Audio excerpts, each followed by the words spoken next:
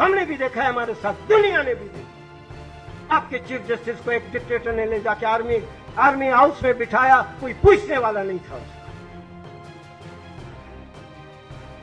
और अगर हम नहीं पहुंचते मौके पर, हमसे मुराद हम भूख लाकर नहीं पहुंचते, तो वो चीफ जस्टिस आज भी कोटा में बैठ के थड़े पे बैठ के जो है चैन की चाय पी रहा होगा।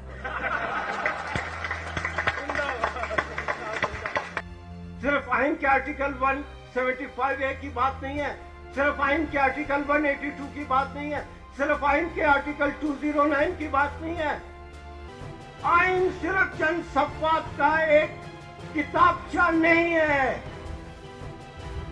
आइन में जो शुरू के सफ़ात में, शुरू के पेजेस में जो बुनियादी हकूक हैं लोगों के, उन हकूक के लिए भी जो हमको बात करनी चाहिए।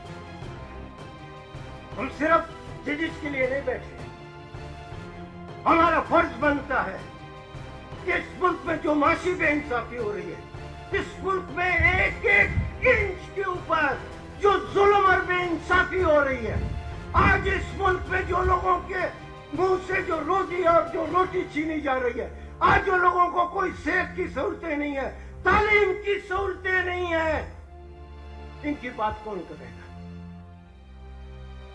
ये भी हमको करनी है। 175A और 182 और 209 को तो बाद में देखेंगे।